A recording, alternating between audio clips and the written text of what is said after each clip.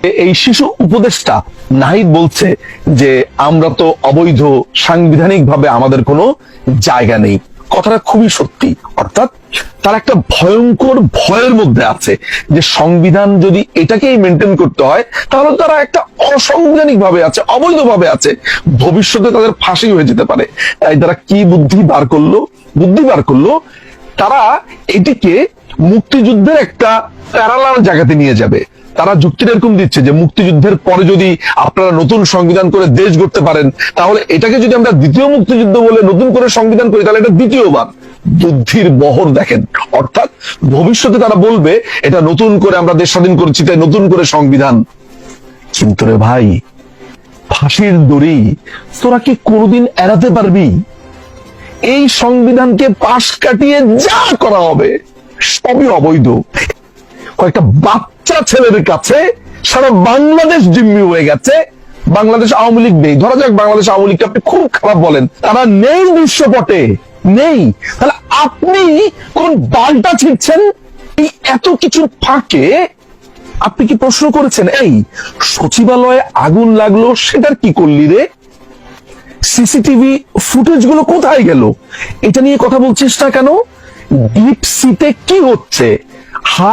Peter Haas এখানে কেন এসেছে? সেন্ট মার্টিন বন্ধ করলি কেন? দ্রব্যমূল্যের কি হলো? দিল্লি না ঢাকা করলি, তাহলে ভারত থেকে তুই চাল আনছিস, মেট্রো রেলের কার্ড বানাচ্ছিস, তাহলে আমাদেরকে ভুজুং ভাজুং দিচ্ছিস কেন রে? এই দখলের 5 মাস পার হয়ে যাবার পর হঠাৎ করে এই চোর বা এই জঙ্গিগুলোর ধুম করে মনে পড়লো যে আরে আমরা তো 5 মাস আগে একটি কথা বলিনি, এখন বলবো। চারুলিকে আপনাকে আওয়ামী লীগের ভূত দেখাবে। অর্থাৎ দেখেন ভাই আমি কিছু করতে পারছি না এই আওয়ামী লীগের কারণে। এই ম্যান্ডেট আপনাকে কে দিয়েছে? আপনি কি কোনো ভোটের মাধ্যমে নির্বাচিত? আপনি কি কোনো গণভোটের আয়োজন করেছেন? বাংলাদেশের কত শতাংশ মানুষের মতামত আপনি নিয়েছেন? জেলা, উপজেলা, ইউনিয়ন, গ্রাম, মহকুমা, কোন পর্যায়ে গিয়ে আপনি পাবলিকের মতামত নিয়েছেন যে আমরা সংবিধান 72-এর সংবিধানকে বাদ করে দিব, আমাদের নতুন সংবিধান আনবো? সেটার মতামত আপনার আছে, আপনি নেননি। বাংলাদেশকে পাকিস্তানিকরণ প্রায় সম্পূর্ণ হয়ে গেছে। এটি এখন বোধ করি আর বাংলাদেশ নেই, এটি পূর্ব পাকিস্তান কিংবা পাকিস্তানের একটি অঙ্গরাজ্য হয়ে গেছে বলে আমাদের কাছে এখন মনে হচ্ছে। এই দেশ দখল হয়ে গেছে, ইউনুসের অধীনে চলে গেছে, ইউনুসের এনজিওর অধীনে চলে গেছে। এই দখলের 5 মাস পার হয়ে যাবার পর হঠাৎ করে এই চোর বা এই জঙ্গিগুলোর ধুম করে মনে পড়লো যে আরে আমরা তো 5 মাস আগে একটি কথা বলিনি, এখন বলবো। তারা করলো কি, গত 2 থেকে 3 দিন আগে হঠাৎ করে সম্মিলিতভাবে তাদের যে সাঙ্গপাঙ্গ আছে সবাই মিলে ঘোষণা দিল যে আমরা 31শে ডিসেম্বর আমরা একটি ঘোষণা দেব। খুব কায়দা করে সেটির নাম দিয়েছে প্রোক্লেমেশন অফ জুলাই রেভলিউশন। তারা জুলাইয়ের ঘোষণাপত্র পড়বে, নানান ধরনের ঢাক ঢোল বাজিয়ে তারা এটা বলল। 5ই অগস্টের পর থেকে এই গন্ডারগুলো বাংলাদেশে পুরো সপ্তাহ জুড়ে এমন একটা অবস্থা তৈরি করে রাখে, আপনি এদের ভাবতে না চাইলেও, এদের আপনি পাত্তা না দিলেও কোনো না কোনো ভাবে এরা আপনার সামনে এসে পড়ে। যেমন কোন মানুষ তার মজুরির জন্য আন্দোলন করছে, এরা নাম দিয়ে দিয়েছে গার্মেন্টস লীগ। রিক্সাওয়ালারা ব্যাটারি চালিত রিক্সার জন্য আন্দোলন করছে, নাম দিয়ে দিয়েছে রিক্সা লীগ। আনসাররা তাদের অধিকারের জন্য আন্দোলন করছে, শ্রমিক, যেই লোকটাই কোনো একটা আন্দোলন করছে। এমনকি জুলাই ঘটনাতে এই জামাত শিবিরের সহিংসতাতে আহত বিভিন্ন মানুষ যখন হাসপাতালে কাতরাচ্ছে, তারা বেশি কেন কাতরালো, তারা কেন টাকা চাইলো, এদের নাম দিল যে এরা আসলে আওয়ামী লীগের কর্মী ছিল, এরা এখন জুলাইয়ের পক্ষের লোক বা লাল পতাকার পক্ষের লোক সেজেছে, এমনও বলেছে। অর্থাৎ চারুলিকে আপনাকে আওয়ামী লীগের ভূত দেখাবে। অর্থাৎ দেখেন ভাই আমি কিছু করতে পারছি না এই আওয়ামী লীগের কারণে, দেখেন ভাই আমি কিছু করতে পারছি না, শেখ হাসিনা ফেরত এসেছে। নানান ভাবে আপনাকে আওয়ামী লীগের ভূত দেখাচ্ছে, আওয়ামী লীগের গল্প আপনাকে বলছে, আর তাদের মুখের মধ্যে তো আছেই ফেসিজম, ফেসিস্ট, নানান ধরনের কথাবার্তা। অর্থাৎ কোনো না কোনো ভাবে বাংলাদেশে গত 5.5 মাস ধরে চিন্তা করে দেখুন তো যে তারা আলোচনাতে থাকতে চেয়েছে কি চায়নি। ধরা যাক আপনি তাদেরকে নিয়ে 2 দিন আলোচনা করলেন না, 3 দিনের মাথাতে একজন আরেকজনের গাড়িতে ধাক্কা মেরে বলবে আমাকে খুন করতে চেয়েছে, আমার গাড়ির টাকা দিয়েছে। কেউ যদি ধরেন ফোনে কেউ মজা করে তাদের সাথে কথা বলে আমাকে হত্যার হুমকি দিয়েছে। এক লোক সম্পূর্ণ একটা ডাইলখোর, একটা ড্যান্ডিখোর, রংপুরের এক ছেলে, সে বলছে তাকে নাকি হত্যার হুমকি দিয়েছে, নিজেই তার নিজের দরজার মধ্যে লিখে রেখেছে সমন্বয়ক সাবধান বা সামথিং লাইক দ্যাট। অর্থাৎ প্রত্যেকটা সময় তারা আলোচনার মধ্যে থাকতে চাইছে, আলোচনার একটা বস্তু হতে চাইছে। এইটা তো আছেই মূলনীতি। এই মূলনীতিকে তারা বলছে মুজিববাদী, এবং মুজিববাদী বলে এবং বঙ্গবন্ধুকে একনায়ক বলে এই সংবিধানকেও এখন একনায়ক বলছে। কিন্তু আপনি প্রশ্ন করছেন না যে এই সংবিধানে তো বাংলাদেশের 72-এর পর থেকে প্রত্যেকটা সরকার এই সংবিধানকে ফলো করেছে।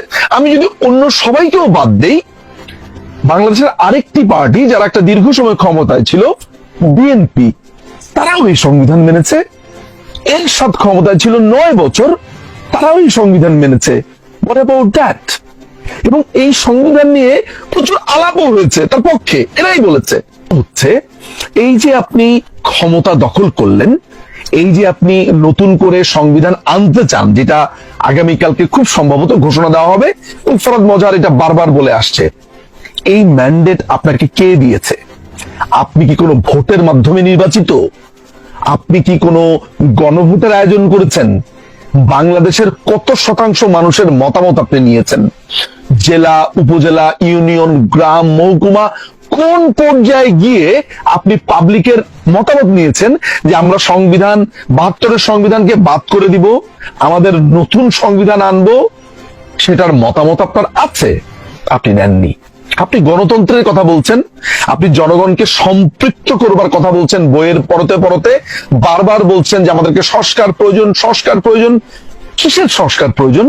কোন মতামত ছাড়া, কোন ভোট ছাড়া, নির্বাচন ছাড়া আপনি নতুন করে নিজের মনের মতো সংবিধান লিখে সেইটা চাপিয়ে দিয়ে আপনি নির্বাচন করবেন। অর্থাৎ আপনি একনায়কতান্ত্রিক আচরণ করে একটি গঠনতন্ত্র বানিয়ে মানুষকে আবার গণতান্ত্রিক হওয়ার সবক দিচ্ছেন। এটাই হচ্ছে ইউনূসের বাহিনী, এটাই ফরহাদ মজাহারের বাহিনী। মজার ব্যাপার হচ্ছে তারা বারবার বলছে এটি একটি ফ্যাসিবাদী সংবিধান, ফ্যাসিবাদী সংবিধান। আপনি যদি এই বইটা পড়েন, হাস্যকর ভাবে আপনি দেখতে পাবেন সেখানে রাশিয়ান যে রুশ বিপ্লব, রাশিয়ান বিপ্লবের পর লেনিন ওয়ান পার্টি গঠন করেছিল। অর্থাৎ সেখানে কমিউনিস্ট পার্টি ছাড়া আর কোনো পার্টি ছিল না, একটা মাত্র পার্টি। সেই পার্টির কথাই সবাইকে শুনতে হবে, বলশেভিক, তাদের কথা শুনতে হবে, তাদের কথা জানতে হবে এবং এভরিথিং। সেখানে কৃষি বিপ্লবের কথা হচ্ছে, যে কৃষকদের কথা শোনার কথা বলা হচ্ছে, সবই করেছে একনায়ক ভাবে। সেই ফ্যাসিজমের উদাহরণ দিয়ে আপনার এই পুরো বই ভরিয়ে ফেলেছে। মাও জেদুং এর কথা বলছে, আরেক ফ্যাসিস্ট একটা লোক, সেই মাও জেদুং, সেই লেনিন, তাদের উদাহরণ দিয়ে আসছে। আবার কথায় কথায় ফুকো ঝাড়ছে, কথায় কথায় আপনার নানান দার্শনিকদের কথা বলছে। প্রত্যেকেই পাশ্চাত্যের দার্শনিক, 100 বছর, 200 বছর, 60 বছর, 70 বছর আগের দার্শনিকদের কথা কথায় কথায় তার উদাহরণ দিচ্ছে। এই যে বললাম লেনিনের উদাহরণ, যে নিজেই ছিল একটা একনায়ক, আপনাকে একনায়কের উদাহরণ দিয়ে বই লিখছে, সেই থিওরি আবার মানতে বলছে, সেই থিওরি আবার বাংলাদেশে পালন করতে বলছে, আবার নিজেরাই সংবিধান বানিয়ে আবার বলছে যে আমরা আবার জনগণের মতামত নিব। কিন্তু তা হচ্ছে না। এই হচ্ছে এদের পুরো চিন্তাধারা। এখন এই 31 তারিখে তারা যেটা করতে যাচ্ছে, অর্থাৎ সংবিধানকে রদ করা, সংবিধানকে বাতিল করা, কেন? কারণ হলো কিছুদিন আগে তারা চেষ্টা করেছিল যে রাষ্ট্রপতি শাহাবুদ্দিন চুপ্পু সাহেবকে তার পদ থেকে অপসারণ করবে। সাংবিধানিক ভাবে তারা সেটা পারছে না, এবং এও জানে যে বাংলাদেশে এখন বর্তমানে প্রধানমন্ত্রী হিসেবে মাননীয় প্রধানমন্ত্রী শেখ হাসিনাই আছেন, কেননা তিনি কোনো রেজিগনেশন দেননি। অর্থাৎ তারা কিন্তু বারবার বলছে যে বলছে এবং বুঝতে পারছে যে তারা অবৈধ। এই যে এরা গণতন্ত্রের কথা বলছে, এরা নিজেদেরকে বারবার মুক্তিযুদ্ধের একটা প্যারালালি বলছে। অর্থাৎ মুক্তিযুদ্ধকে ভুলে যেতে হবে, এটাই হচ্ছে নতুন মুক্তিযুদ্ধ। এই যে বলছে, এই যে তাদের প্রতি অশ্রদ্ধা, বঙ্গবন্ধু কন্যা সবার আগে এই রাজাকারের বাচ্চাদের চিনতে পেরেছিল। মুক্তিযুদ্ধের ব্যাপারে ও কি বলছে, অর্থাৎ রাজাকাররা যা করেছে এটা সঠিক ছিল, এটা বলছে হাসনাত। আর ইশাক বলছে সো কল্ড মুক্তিযোদ্ধা এবং মুক্তিযোদ্ধাদের সে বিচার করতে চায়। এই ছেলেপেলেগুলো এই সহিংসতা করেছে, তারা এখন ক্ষমতাতে। এটা চিনেছে বঙ্গবন্ধু কন্যা, আপনারা চিনতে পারেননি। এখন এই লোকগুলো, অর্থাৎ তাদের দীক্ষাগুরু বলছে গণতন্ত্রের কথা, একে ফ্যাসিস্ট বলছে, তাকে ফ্যাসিস্ট বলছে, চারিদিকে শুধু ফ্যাসিস্ট আর ফ্যাসিস্ট। অথচ সে বাংলা একাডেমির একটি প্রোগ্রামে ভাষণ দিতে গিয়েছে, তার বোরিং আলাপের কারণে পাবলিক তার ভাষণ শুনছে না। সেই অধিকার তাদের পূর্ণভাবে আছে। একটা বোরিং কথা বলছেন, ফালতু কথা বলছেন, আজে বাজে কথা বলছেন, আপনার কথা শুনবো না। সে ধমক দিয়ে উঠেছে, আমার কথা শুনতে হবে, এই কথা শুনছো না কেন, বের হয়ে যাও। বের হয়ে এসেছে তার এই রুদ্র মূর্তি, অর্থাৎ তার কথা জোর করে হলেও শুনতে হবে। একটা সামান্য প্রোগ্রামে যিনি জোর করে কথা শোনান, তিনি সারা বাংলাদেশের মানুষকে ঠিক কেমন রাখবে, বা এই দীক্ষাগুরুর গন্ডাররা এই দেশ কিভাবে চালাবে বুঝতেই পারছেন। অর্থাৎ বাংলাদেশকে ওরা মনে করছে যে ওদের একটা, যে ছোট বাচ্চারা খেলে না, ওরা ক্লে দিয়ে, ল্যাবে বানানো কিছু ক্লে টাইপের আছে, কেউ ঘর বানায়, কেউ গাড়ি বানায়, বা এটাকে আবার ভেঙে আপনি আবার ধরা যাচ্ছে যে আপনি মানুষ বানিয়ে ফেলতে পারেন। অর্থাৎ এই বাংলাদেশকেও তারা এই কাদামাটির মতো ভেবেছে যে কখনো আমি সংবিধান চেঞ্জ করব, কখনো আমি এটা করব, কখনো ওটা করব। এই এত কিছুর ফাঁকে আপনি কি প্রশ্ন করেছেন, এই সচিবালয়ে আগুন লাগলো সেটার কি করলি রে? সিসিটিভি ফুটেজ গুলো কোথায় গেল? এটা নিয়ে কথা বলছিস না কেন? ডিপ সিতে কি হচ্ছে? হাঁস, পিটার হাঁস এখানে কেন এসেছে? সেন্ট মার্টিন বন্ধ করলি কেন? দ্রব্যমূল্যের কি হলো? দিল্লি না ঢাকা, দিল্লি না ঢাকা করলি, তাহলে ভারত থেকে তুই চাল আনছিস, মেট্রো রেলের কার্ড বানাচ্ছিস, তাহলে আমাদেরকে ভুজুং ভাজুং দিচ্ছিস কেন রে? বারবার ভারত বিদ্বেষ করছিস কেন রে? প্রশ্ন আপনি করছেন না, তাই প্রশ্নের উত্তরও আপনি পাচ্ছেন না। কয়েকটা বাচ্চা ছেলের কাছে সারা বাংলাদেশ জিম্মি হয়ে গেছে। বাংলাদেশ আওয়ামী লীগ নেই, ধরা যাক বাংলাদেশ আওয়ামী লীগকে আপনি খুব খারাপ বলেন, তারা নেই দৃশ্যপটে, নেই। তাহলে আপনি কোন বালটা ছিঁড়ছেন? আপনি এত বড় বড় কথা বললেন যে আওয়ামী লীগ নাকি মুক্তিযুদ্ধকে তার পকেটে ঢুকিয়েছে, বঙ্গবন্ধুকে সার্বজনীন হতে দেয়নি।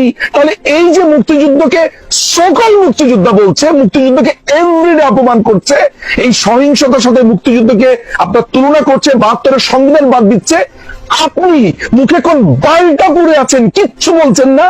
অনেকে বলবেন মুখের ভাষা খারাপ করি, আপনাদের জন্য মুখের ভাষা আমি ভালো করি কি করে? এতগুলো মানুষ কোনো প্রতিবাদ করছেন না, কেউ কোনো কথা বলছে না। বিএনপি সেটা বুঝতে পারছে যে তারা নির্বাচনের কথা বলছে বলে তারা চিন্তা করে দেখেছে যে বিএনপিকে আউট করতে হবে এই মার্কেট থেকে, তা না হলে তারা নির্বাচন করে ক্ষমতা নিয়ে কি না কি করে বসে। বুঝতে পারছেন পুরো ঘটনা কোন দিকে যাচ্ছে, কি হচ্ছে না হচ্ছে?